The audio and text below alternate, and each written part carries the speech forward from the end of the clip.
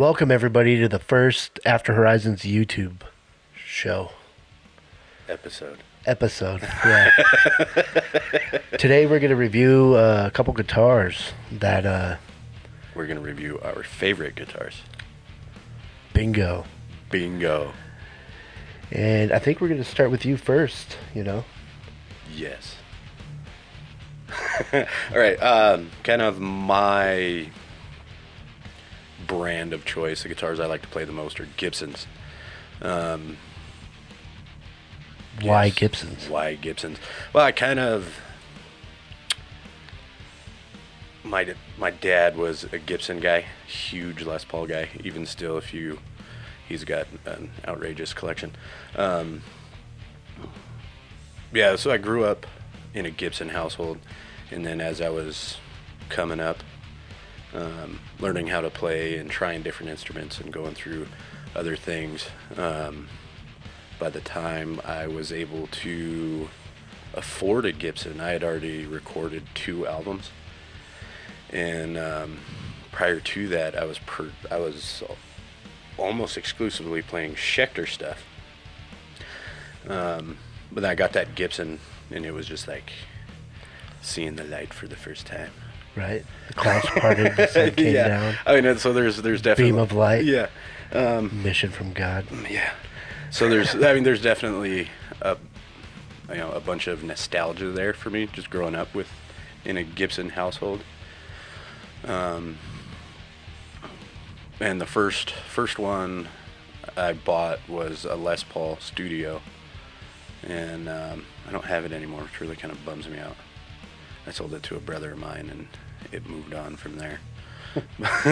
The second Gibson I ever bought was this Explorer.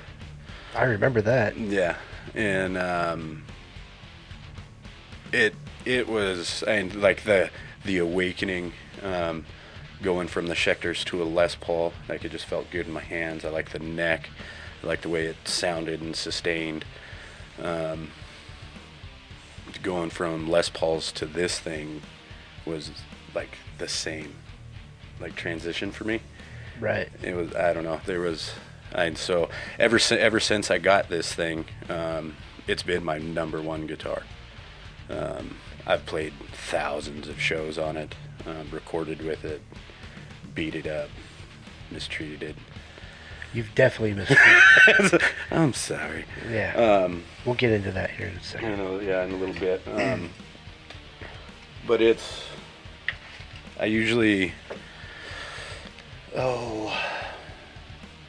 think I usually run Ernie Ball heavy bottom slinky top. It's like a 10 to 52 set, and this thing lives in drop C tuning. I don't play it as much anymore, just because I don't do many shows. Right. Plus, like, if you, like, pick it up and play it, then you're playing it for fucking 6 months. Yeah. Not any of the other guitars. Right. So you kind of have to have discipline with it. Yeah. I mean, and you might, and there's a lot of people out there who would say, why not just play just the Explorer? For one, I'm mentally defective. But for two, every guitar has something different to offer. Right. And for me, especially when it comes to writing different sounding instruments, will kind of spur different levels of creativity, different riffs, and whether it's the way it sounds or the way it plays. Whereas if, I play this thing exclusively all of the time because I love the way it sounds and the way it feels, I also fall into kind of a guitar rut where I start doing the same thing over and over. So I don't play it all the time. Right. just for the sake of staying kind of motivated and trying to stay fresh, you know what I mean? Right. You gotta explore a little bit. Yeah. Oh, this guy. But I mean, and we use a lot of Gibsons, Schecters, Ibanez, PRS, Fender. Kind of all of them. Yeah, and they all get used. But yeah, this one for I think I bought this when I was 21. So, Oh, fuck. oh man, see, abuse. Oh, jeez. Demonetized. I just said the F word. Yeah, that's all right. We bleep it out later. 11 years. 11 years I've been playing this thing. And it, once upon a time, I thought it was going to be real clever. I wanted a black pickguard, and a buddy of mine had an airbrush kit. I was like, well, I'll just pull it and paint it. Right. I should have just used a rattle can. Yeah, it didn't work out so well, did it? No, it didn't. And as best I can figure was the paint and the hardener weren't compatible because they were different brands. Right. And so the paint took in the ballpark of about 6 years to dry. Yeah, it was gross. Random shit used to stick to it, and it was just nasty. I remember when he first got it. Okay, I was there. He lived behind where I lived. Yeah. And he's like, "You gotta check out this new fucking guitar." I was like, "Yeah, let's do that." And I was like, "Geez, man, that guitar is fucking beautiful." You know, I never got to hold an Explorer before. Yeah. And then, like, a fucking week later or something, he paints the fucking pickguard. I was like, "What the fuck is your problem?" Like, we were poor and broke at the time, so Yeah, like buying a new pickguard didn't even cross. Yeah, it was out of the question. Yeah. Yeah.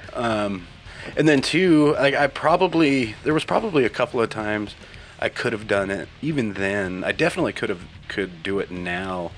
But there's different like measurements and sizes and depths. Right, gets a little fucking And it's out like, there. all right, no. But after a while, I mean, it just kind of become part of the character of the guitar for me. Yeah, it kind of has a leather look now, which is all right. But it used to It's like I rough. said, garbage and shit would yeah. just stick to it. Well, Dust, yeah, because hair. I would to go to shows and have it in the case and stuff. I'd use stuff like Saran wrap, plastic bags, wax paper, anything I could find that was handy. If there wasn't something already in the case, it would just get laid on top of it because it would leave and has left black paint inside the white felt of the case. The case. And yeah, so this has been my my number one guitar for 11, almost 12 years. Like, what kind of riffage is your favorite with that one? Which one is my favorite riff? Because every guitar has a riff that just sounds fucking amazing on it, right? Hold on. I'll play this for you, and this song I wrote when I was playing with Eye for Indifference. And even still to this day is still probably the most complicated song I've ever wrote. But I wrote it with Eye for Indifference and with the help of the guys from Eye for Indifference. So it's been around for a long time. Let's see if I can remember most of it. We can go ahead and activate that. I didn't tune this. I have a tuner. That's all right. We'll just go with it. I was just playing this the other day. So this guitar's right.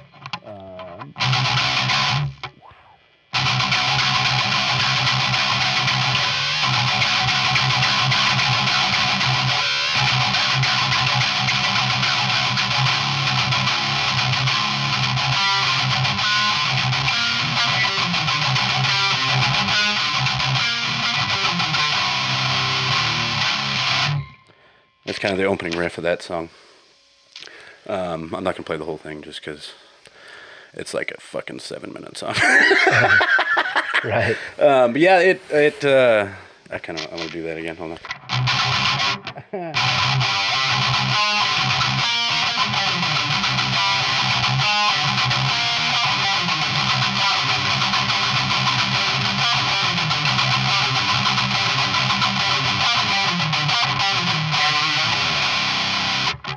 Wonder if I can remember the breakdown and bridge of this song was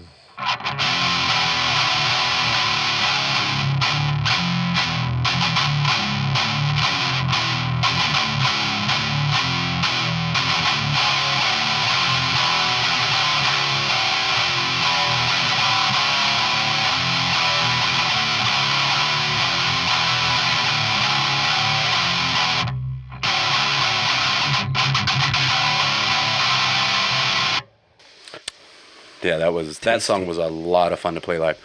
But yeah, it's this poor guitar.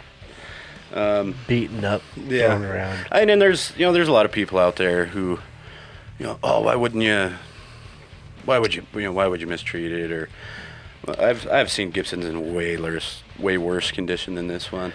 Right, and plus, if you're going to use a guitar and play it, right, shit's going to happen. Right. Yeah, and it was. I mean, every nick and ding and. There's no use in buying a guitar than having to wear white gloves when you hold it. Yeah. Yep. I mean, and it was all, in the name of the show. You know what I mean? In the name of the performance.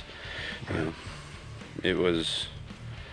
And there's nicks and dings and scratches. A fucking jacked up pick guard, but I mean, every single time he picks that up, no matter what, I give him shit about the pick guard. Yeah. For like 15 fucking years.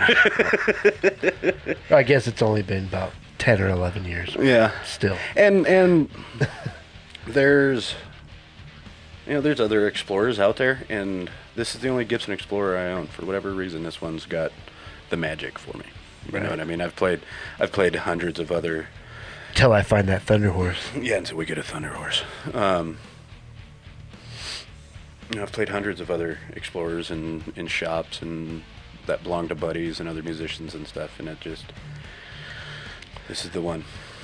Okay, number one. 2010 Gibson Explorer.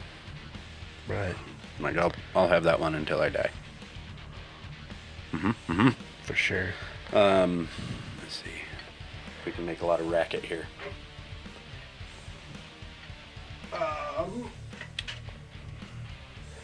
So that's number one.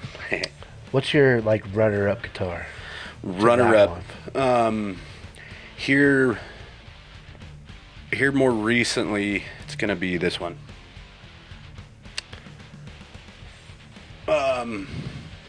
This is a Schecter Apocalypse C7. And it's completely stock. I haven't changed anything. And that one too. Other than the botched pick guard, that guitar's completely stock. I've never changed anything on it. Here, we got this one here a couple years ago, and this one, I played this. I think on Facebook on After Horizons we have an unboxing review of this guitar, right? Yep, we do. This one, I play this guitar more than any other right now. Just because I don't want to say because a lot of the stuff that we've been recording has been in A. It's because of this guitar that most of the stuff's been in A. Right. Yeah, so this one would be my number two, I suppose. And most of the more recent recordings and stuff have almost all been on this one. I try to use a combination of this guitar and a PRS tuned to standard, and this is tuned to drop A. And I try to use the combination of the two different ones. That way it kind of forces me to write different guitar parts for each guitar. Right. Because I'm way guilty of just leaving it up to the chug, you know what I mean? If you get right. too... And is that the strong point of that guitar? Is it chugging power? No. I've always... Plus, it has that extra string on there, right? That's that automatically improves the performance. For a long time, I had before getting this one, I had only ever had one 7-string before, and I sold it years ago. I didn't like it, and it was a Schecter. It was a Schecter Avenger, and I didn't like it because the neck on that one felt really bunched up. Right. Felt really crowded. The space in between the strings and stuff, and I just could never get used to it.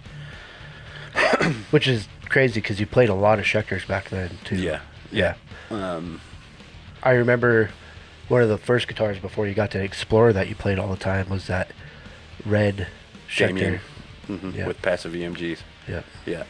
And I mean, I don't know what the string spacing is, you know what I mean? And I can't remember what the scale length of that guitar was. And I mean, it could all very well be in my head. This guitar could have the same string spacing. I don't know. Right, it's the exact same guitar renamed. Yeah. You're just like, no, that other one's a piece of shit. This is the one for me. But yeah, that guitar, I just didn't like it. And which really did surprise me, because I have always loved Schecters. I think the first electric guitar I ever bought for myself was a Schecter Omen 6 in walnut. I loved that guitar too. I like that natural look. But this one, the string spacing is, to me, just fucking makes sense. It's easy to play. It took a little bit to get used to the scale length of the thing, because I think this is 25.5-inch scale length. Right, a little bit longer. Huh? Mm-hmm. And so that took a little bit to get used to, and it's a more modern sounding guitar that doesn't get too far away from the way Gibson sounds, if that makes any sense. Right. At least to my ears.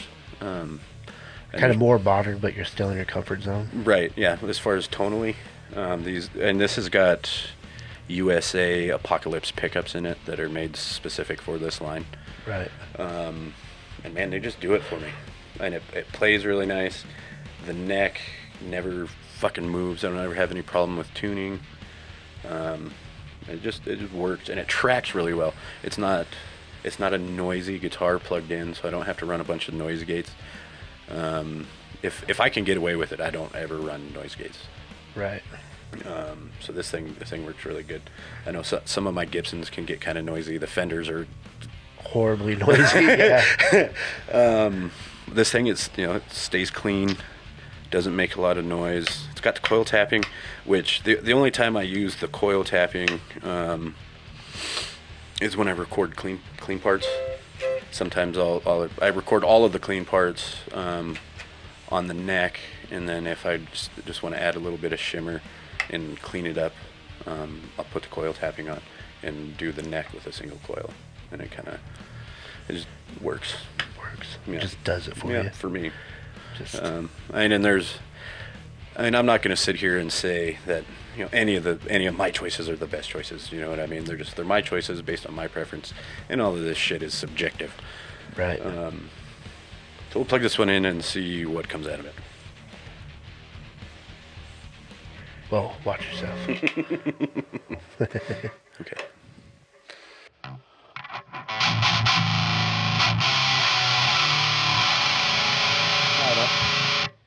I don't know what to play. I do that all the time. Like, want to be perfect, so you make mistakes, or you want to be cool, and then you can't remember anything. Why don't you play a sliver of what we've been working on? Oh, yeah.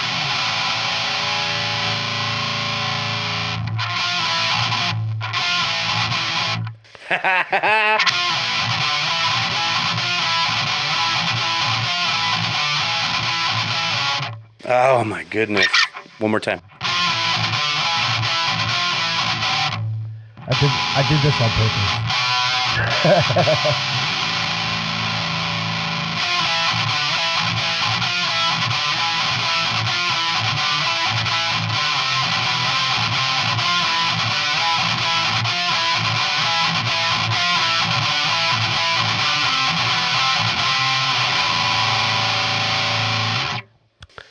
Beautiful. Boom. Nailed it. Right. After first try. Fucking it up. 4 fucking times. Yeah, that's the main riff for new song we're recording, so keep an eye out for that. Yeah, it just... Exclusive. You saw it here first. You heard it here first, folks. But yeah, that's number 2. I mean, and if we get around to where we've got a full band behind us and get to booking shows, probably move up a little bit, huh? Yep. And probably move up a spot just because of the tuning. Because I don't.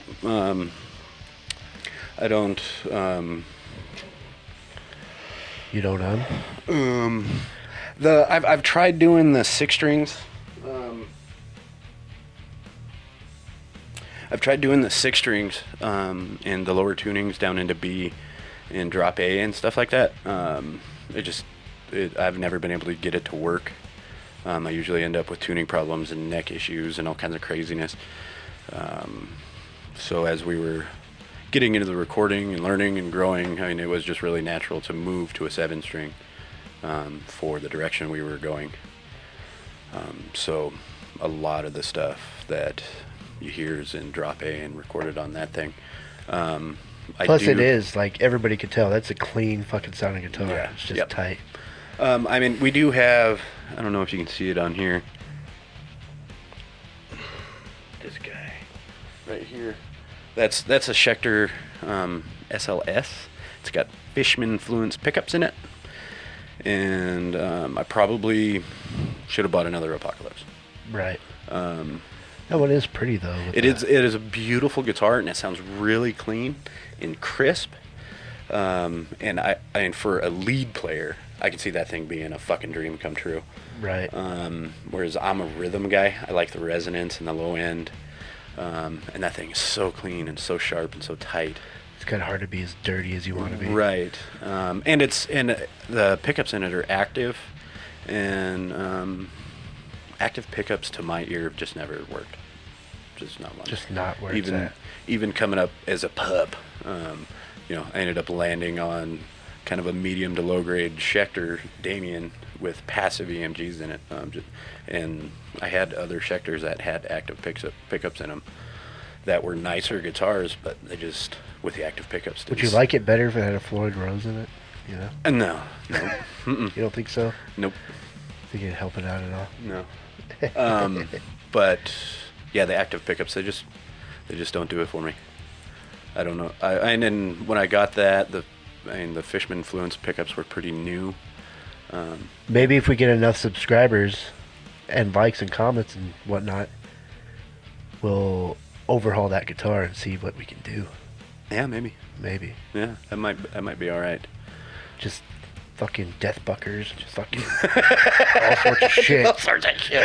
I mean, and that's not a knock, you know, towards the Fishman Fluence pickups, and for what they're designed for, those they do their job. It's very well. I mean, and like new industry standard kind of thing as far. I as get a lie. I feel like David Letterman. That's all right. Hey, I feel important. They're just active pickups just don't do it for me. I don't know why. But it does. It's a good sounding guitar, super clean, super fucking tight. It's just the active pickups for whatever reason don't do it. Yeah. Yeah. You got any more things to show us? One more. We'll do 3.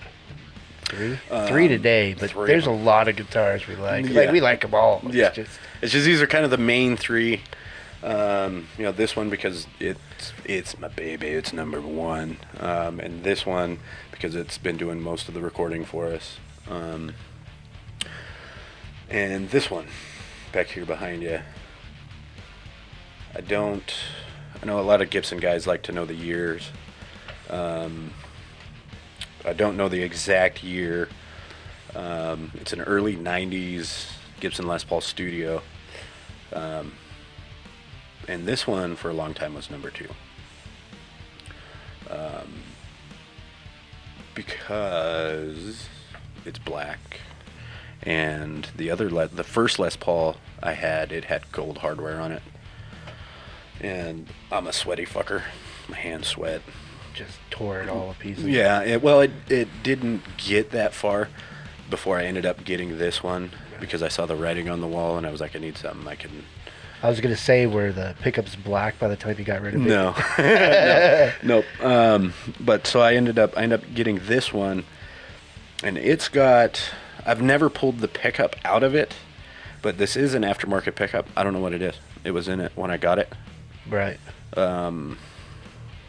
These guitars, where do you get all your guitars at? Just everywhere? Do you find them like treasure? I find them. I dig them out of sandy beaches and pirate caves. So how many paces did you have to take from the beach to get to this? 375. 375. 375. And found it. Again, in this one, I've replaced the switch. On this one, I've had to replace the switch in the Explorer too, and that's mainly because when I was doing shows and stuff all the time, I was really hard on them, and I hate doing the pedal dance. Right. So I don't run any. Right. Even having to do a channel select really chaps my ass. And so one thing that the Gibsons offered that I really like that wasn't so common 15, 20 years ago, at least in the markets I was purchasing out of, was the independent volume controls. Right. For each pickup. So my neck pickup, I'd roll it back to where it cleaned up, which the Gibsons did really well. I think it was probably just higher quality volume pots. Right. So I'd run my neck pickup at a lower volume, so it'd be clean, and run my bridge pickup wide open, and then that was my dirty sound. So all of my switching was right there.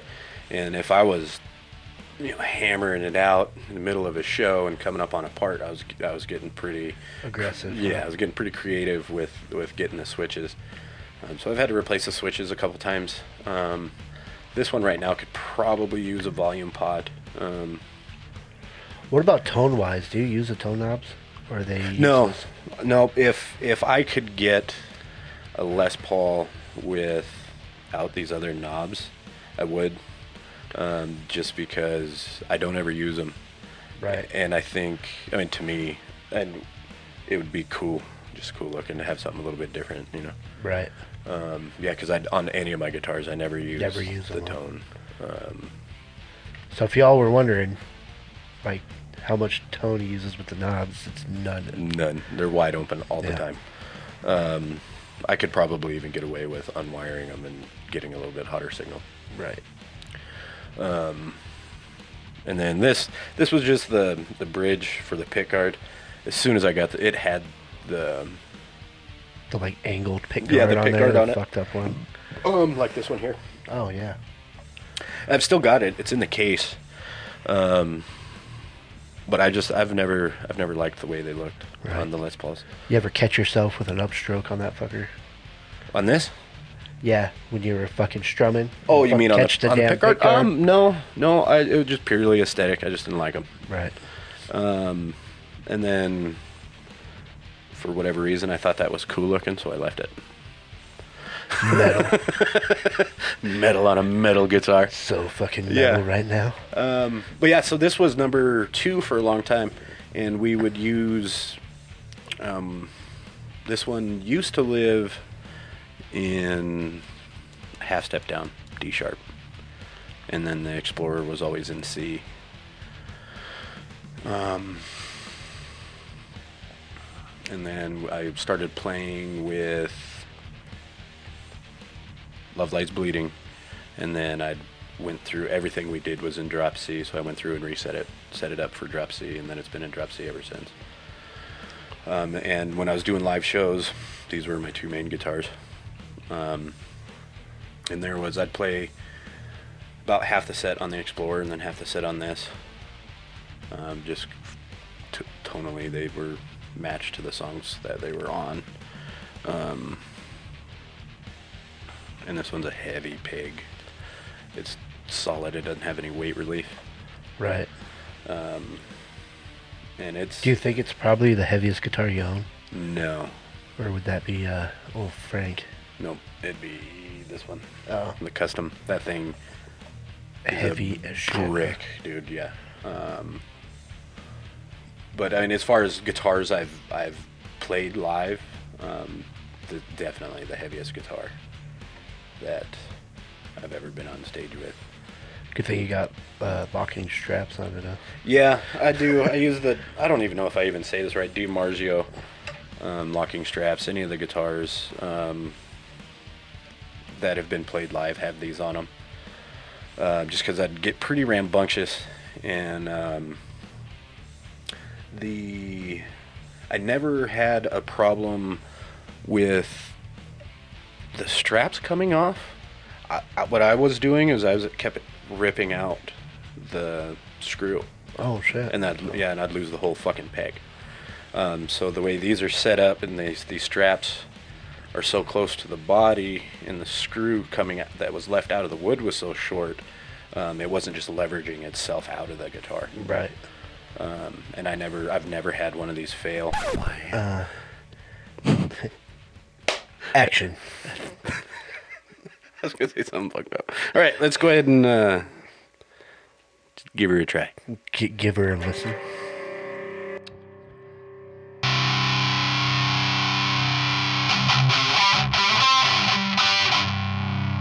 As soon as it records on, I was playing it fine 2 seconds ago.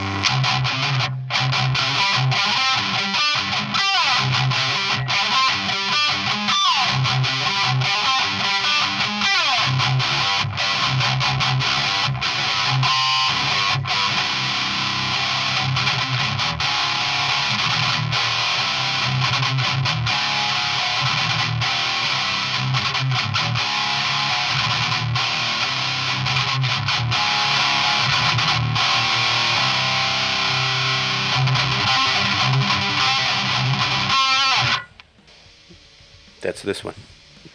Boom.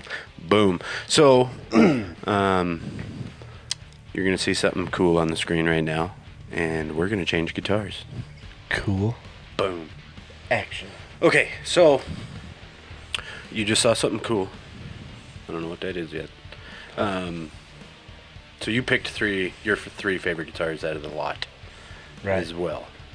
So which ones did you pick, and why? Well, for the first one, we'll go with old Frank over here. Old Frankie Paul. Old Frankie Paul. This is a Gibson Firebrand. The Paul is what it's called. And we call it Frank because it looks like Frank's Red Hot Sauce. Yeah. And so we nicknamed it Frankie Paul. And actually it's the only guitar that's got a name. The only one. Yep. And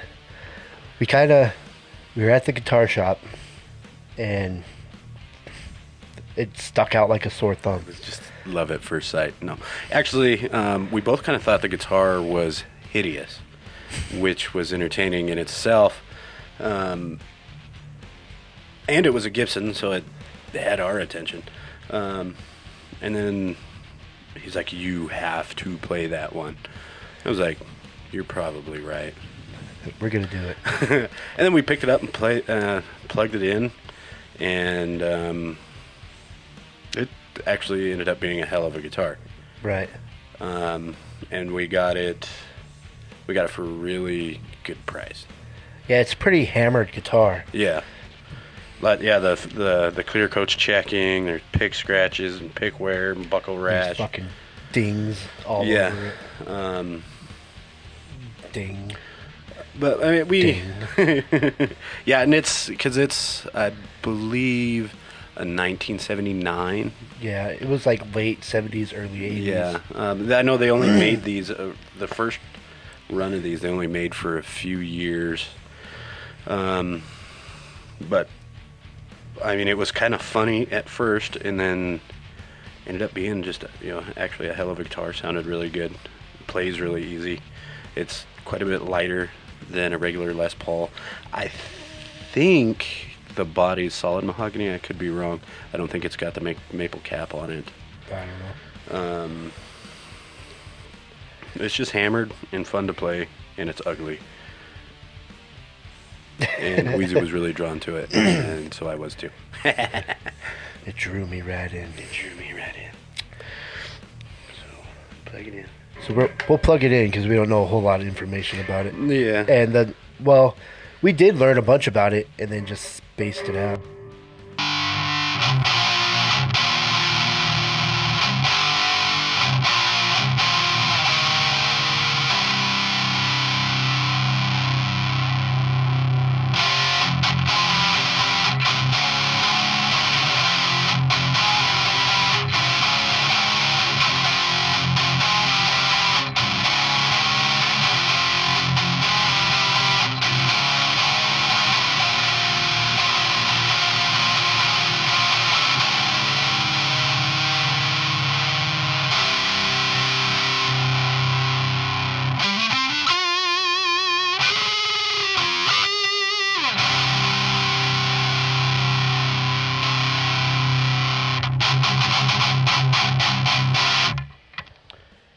what the pickups in this thing are actually really cool sounding. They're called T-top humbuckers.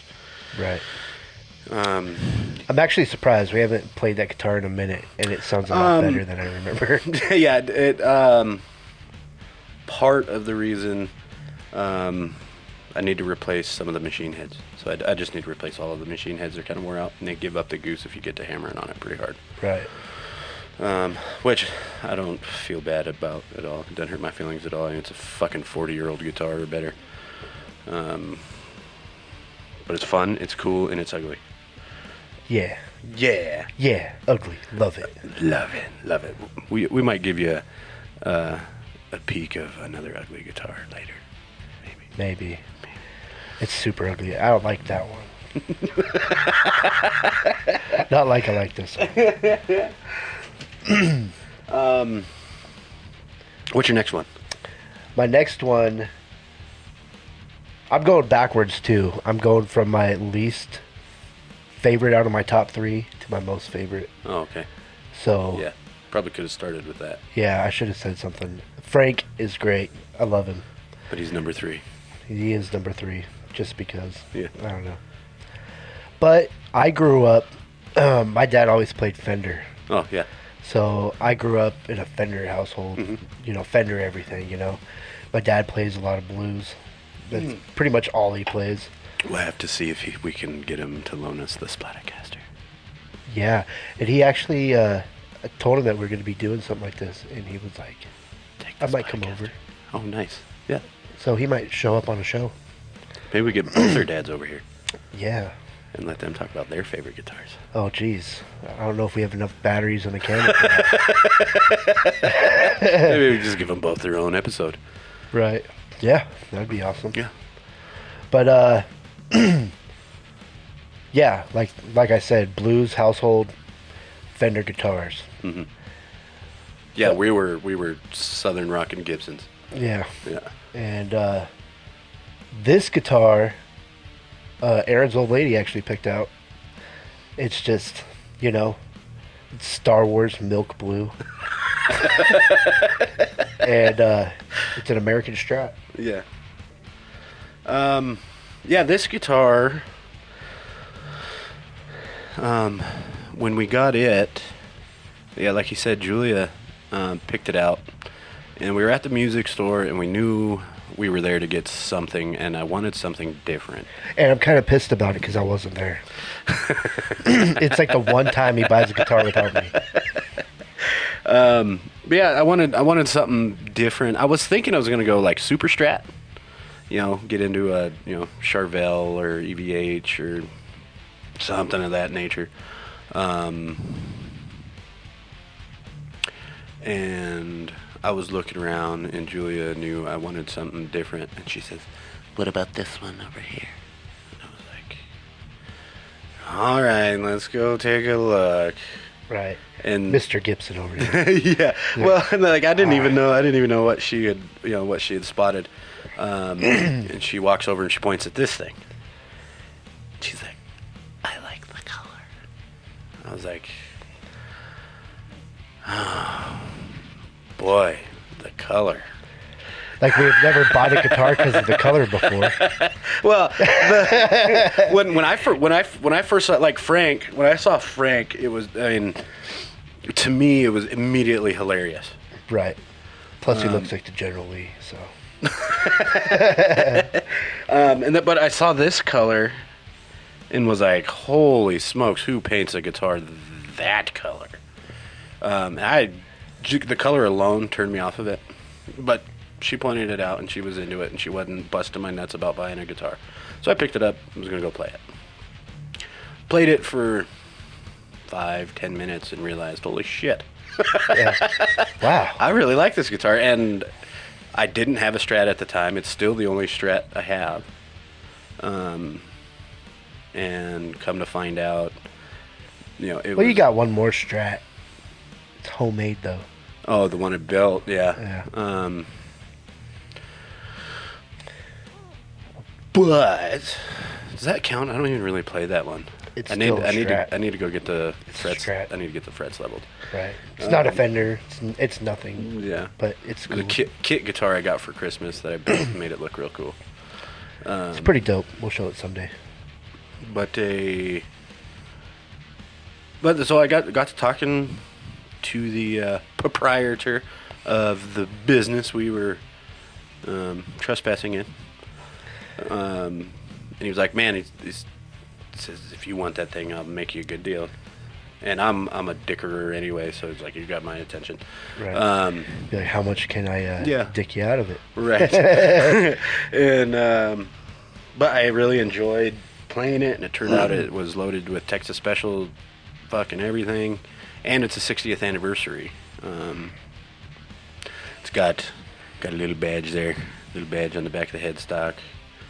And it plays nice, it sounds good. And the humbucker, one thing I run into with a lot of Fenders, the single coil on the bridges, I hate them. I cannot stand them. And then a lot of, at least the stock humbuckers and the HHSs, or SSHs, sorry, their guitar community, are really weak. And they just don't do it for me. But this one, it had enough edge and, just enough aggression to get my attention and hold it. You know what I mean? Right. And I mean, I've always loved the neck pickup or blended the neck and middle. I love that sound. And that's a 5-way, right? Mm-hmm. Yep. Yeah, that's full humbucker. Position 2 is single coil in the bridge. 3 is middle on its own. Neck and middle, neck. Ended up and I think before this I'd never even owned a Strat. Like I was pretty anti. Well, I don't want to say anti-Fender, because they do make good instruments. But just out of your realm of what you play. Yep. And that day, I happened to be, I just wanted something different, just see what kind of sounds I could get out of it. I mean, I've played a lot of blues on bass. I've never been a big blues guitarist. It was the right guitar at the right moment. And now actually I play this one quite a bit. Right. Yeah, it usually doesn't stay on the wall or nothing. Right. It's on the rack by the computer. Yeah. All of the guitars that get used, kind of the most, go on the rack next to the desk. And the order's kind of jumbled up right now because we're doing this video, but right. Since you got it, it's stayed there. Yeah, yep. It hasn't come off the rack since I got it. Which always surprises me. It's like, oh, we just bought a new Gibson, but that Fender's still sitting there. Still there, still living there. Yep, still living.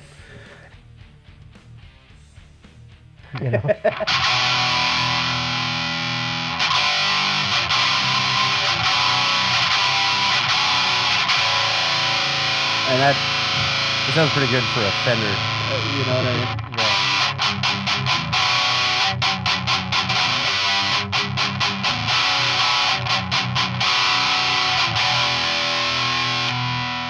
Neck.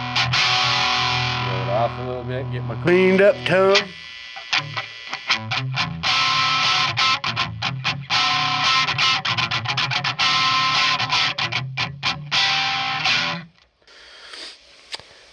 Nice. It's a good Strat. I enjoy it. It was the right guitar at the right moment, and it's stayed in the lineup ever since. Right. And me, I love Strats. I like Telecasters a little more because, you always see somebody with a fucking Strat. Yeah. Like, anytime that you mention a rock star, anytime there's a fucking guitar they're on a poster, it's a Strat. They're popular. They're popular Super instruments. Popular. And this guitar has opened me up. I was, as far as the Fender line stuff goes, I was more of a Tele guy. But even since I got this one, kind of like the Explorer, just kind of has it. It's got that mojo. Right. And It's got the sauce. Yeah, I've played a bunch of Strats since, because this one kind of opened me up a little bit to him. You know what I mean? So I go try them out, test them out, look at them. Right. And outside of Man Van Strat, there hasn't been another one that I really thought We're about doing buying. My dad's gonna have to bring that over. We're gonna have a Man Van Strat Oh yeah, dude. video.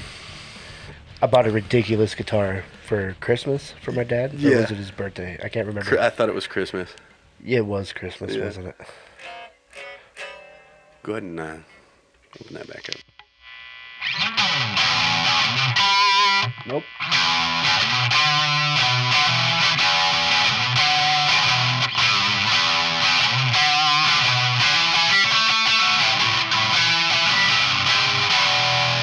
Okay. I just had to do that. Right Strat at the right time. Fucking great guitar. It is. It really is. And I don't know. It's pretty. Yeah. And we haven't made any changes to this one either. Like I said, it come with the Texas specials in it. I blocked the tremolo. Outside of that, is what it is when we got it. Right. That one's a good one. Right. That one's a good one. So up next, you got number 1. All right, this guitar, I grew up listening to. It's a Mexican Telly. It was my dad's, and he's been looking for something new or whatever, and wanted to sell it, and I had to have it. It's always been there. You know, I learned chords and stuff on there. Dad taught me some stuff. I did change the pick guard. It had a pearl pick guard on there, and I went ahead and put paisley one on there. Black paisley. A little bit more my style. Right. And that has Texas special pickups in it too. Oh, it does. Yeah. Any idea when your dad got it? I have no idea.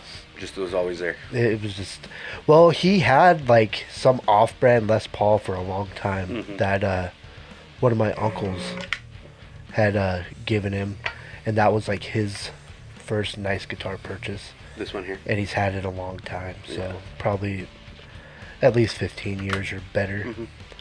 And it was just, I don't know, it's sentimental, Yeah. you know. Yeah, I've always liked the Strats or the Telecasters. It's just different, you know. A lot of people play Strats, or they play Les Paul. But it's kind of like the same realm of the Explorer. It's different. It's sentimental. It feels good. Right. Yeah. Yeah. I've heard the Telecasters referred to a lot as the man's guitar. Right. You know, it's just a block of wood with some metal strung through it, and they sound good, and they're durable, really durable guitars. You can hammer on a Strat or a Telecaster. Jesus. Still in Stratland. I like them. I've always preferred the Telecasters to the Strats. We need to get an American one. Right. And if I do, I'm getting a John 5. Yeah. I already found it. But just got to come up with the I wouldn't mind getting a Jim Root. Jim Root is a good one. Yeah. The He has that Jim Root Jazzmaster is the one I would like to get. the blacked out one. Yeah. Oh, I yeah. want the gold John John 5. 5. Yeah. Yeah. Ooh, the Fender Gold John 5. The Fender one. That's not the Squire. some cheddar. Although, from John 5 himself, the Squire plays great, and he plays his Squire, I think, more than his fucking Fender one. Really? So, yeah. I Nice. see him in a lot of videos anyway, Right. using that Squire, and it sounds good too. Well, take her for a little bit of drive. This maybe. Well, we'll do a couple chords here, and then we'll just switch it over to a clean. How about? Right.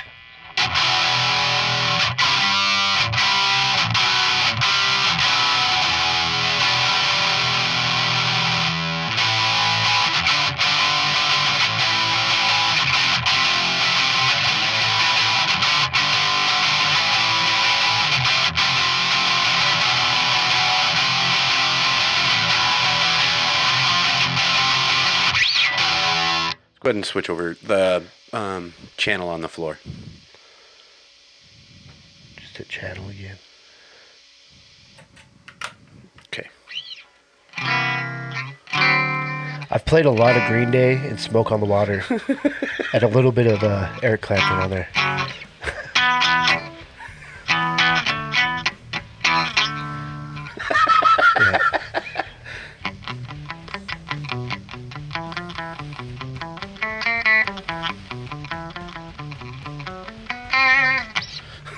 Yeah, it's good old Telly. Good old Telly.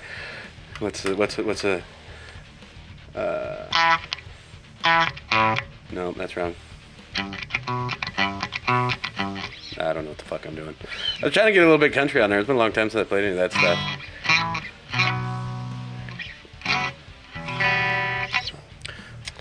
It's a great guitar. Yeah, it is. I like it.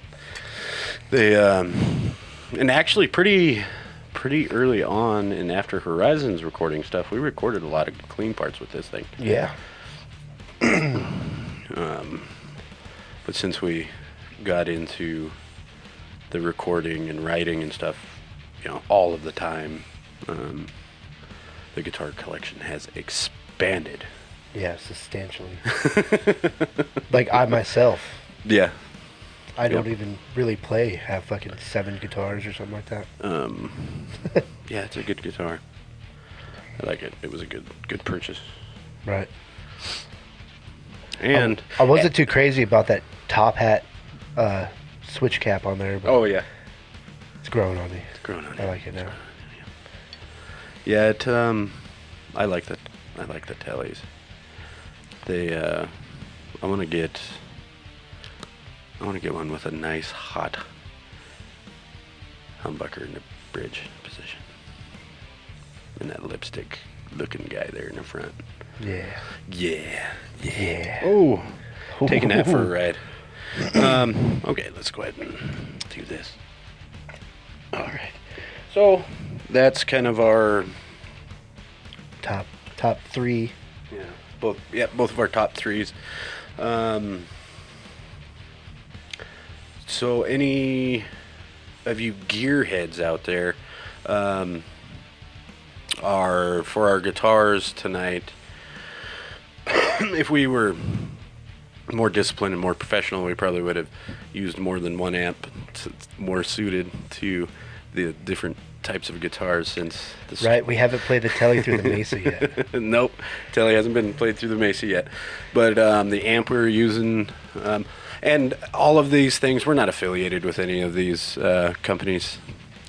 It's just what we've come to prefer. Right. What's been available. Deals. Deals. Yeah, we're big deal hunters. But tonight we're running an Ignitor Vengeance through a Randall ISO cab, and it's mic'd up with a SM57. These big, beautiful microphones here, Aston microphones Stealth. Yep. Yep. Headphones. These are just some cheapies we got a deal on. Tascam. Let me see the side of your head. 200X. 200 TH200X.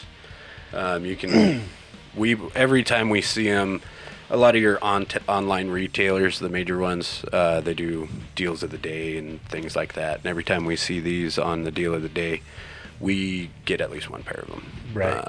They're freaking great. Right. Yeah. I've heard a lot of people say, "Oh, those are too bassy. Those are junk." Those are they work great for tracking and recording and stuff. Fuck, they work great. good. You know what I mean? I don't mix with headphones. I mix with monitors. So I couldn't tell you what it's like to try to mix with them. Right. But we don't get a bunch of bleed through into the microphone. They're comfortable and they're durable. I mean, and when we get them on sale, we usually pay $30 for them.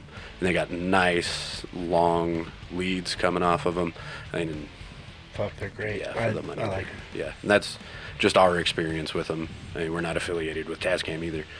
I see a lot of people try to bash these headphones, and they're Right, for really a cheap good pair for of us. headphones, Yeah. they're fucking I mean, we've got Studio Beats. We're junk. Don't do that. And then we've got, we like trying out different brands and different makes and models, and if we've got headphones that are mixing quality, and we still use these to track with, Just all the time. Yeah. Just bust out the old Tascam. We'll get her done. But I think guitars, amps, headphones, microphones. I think that's probably going to do it. So, right. Thanks for checking it out. Next time we sit down, we'll probably do acoustic guitars and basses. Right. And by the way, since I didn't tell you guys in the beginning, I'm Wheezy. That's Aaron Martin, and we are After Horizon. What he said.